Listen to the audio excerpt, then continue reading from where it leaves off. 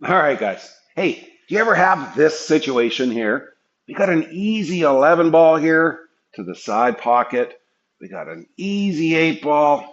All we have to do is make the 11 in the side pocket, okay?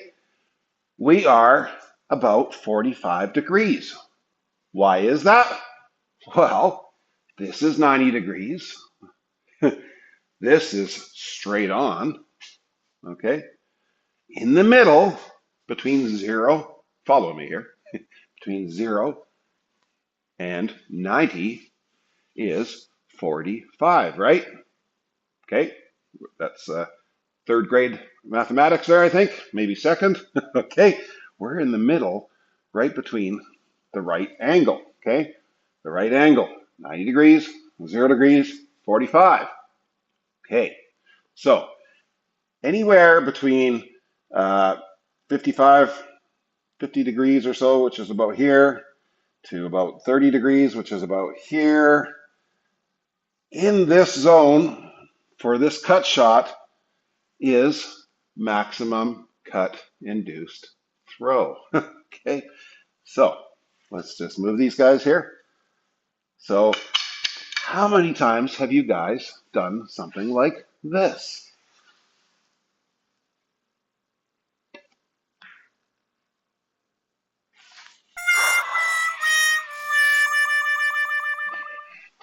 All right, guys, why does that happen? All right, it's a little something called cling. Okay, it's like when you slap somebody in the face, their face goes this way because your hand is grabbing the face and pushing it that way. Okay, the cue ball, when two billiard balls meet, it's not much different. Okay, the cue ball is traveling this direction, so there's a little bit of cling when it grabs that ball.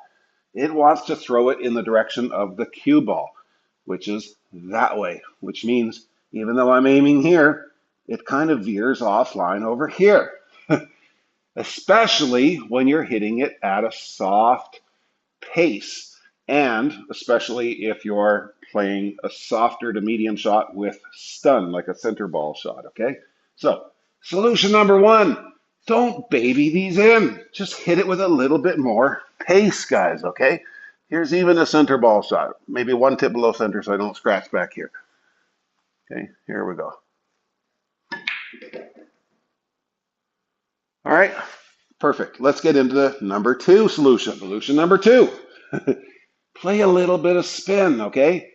It doesn't matter necessarily what type of spin, whether it's some back spin or forward spin, but when the ball is spinning, it doesn't cling the object ball quite as much. It doesn't grab it as much. However, I like to generally play a tiny bit of outside spin on a shot like this. Not that you have to.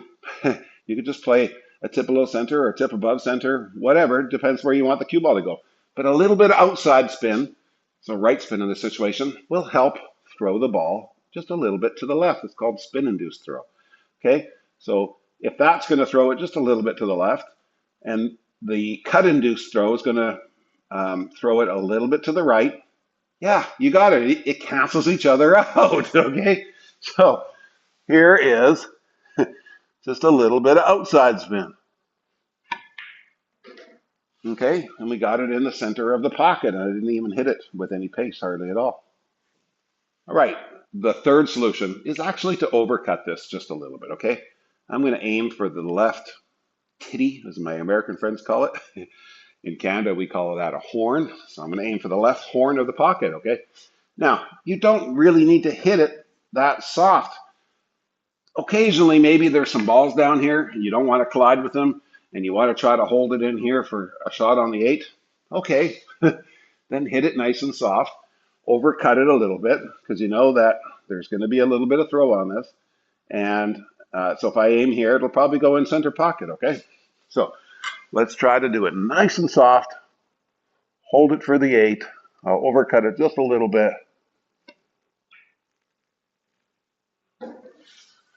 Oh, and we just saved an 8-ball shot. All right, I'm going to show you a little bit more about the cling or the cut-induced throw, okay? I'm not going to play any spin on this cue ball. These balls are frozen, both to the rail and the balls are frozen, okay? It's lined up straight down the table for center. All right, let's see, under normal circumstances, how much this ball can be thrown by shooting this way, okay? So you see, my guess is we'll probably get somewhere in here, half a diamond maybe, maybe a full diamond. It all depends, okay? So I'm going to cut this off at 45 degrees. I'm going to give this a little punch and watch what happens to the 11.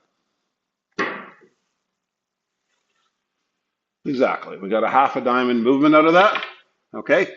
Now watch what happens if we dirty up the ball a little bit. Put a little smudge of chalk on there, okay? Check it out. All right, guys, check this out. We got a little chalk smudge on here now. You see that? Right on the 11 ball, all right?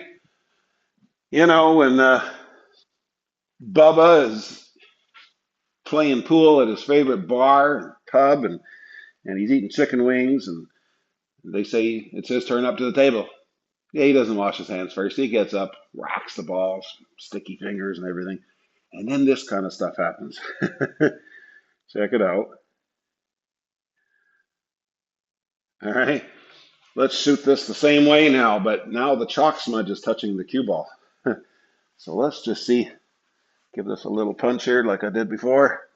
45 degrees. Watch what happens.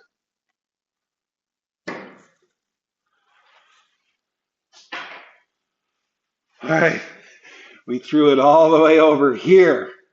So 2.5 diamonds over. That's how much cling, that's how much the cue ball grabbed that object ball. We scratched the cue ball too, but I'm not trying to show you how to avoid the scratch. I'm showing you what cling can do to an object ball. Okay, but even with clean balls, guys, if you're cutting between 30 and 50 degrees, especially if you're slow rolling it or doing a softer stun shot, you are going to get cling. You are going to get cut-induced throw. All right? So don't baby those in. Don't be afraid just to play a little bit of spin, a little bit of backspin, like a half a tip of outside spin, okay? Don't be afraid to do that. Don't baby those in unless you absolutely have to baby them in, all right? And if you do baby them in, you're gonna have to overcut it a little bit, okay? Because you're gonna have to adjust, all right? Because you're gonna have to adjust for the cut-induced throw, the cling, okay? So make these shots. I hope you learned something, and we'll talk soon.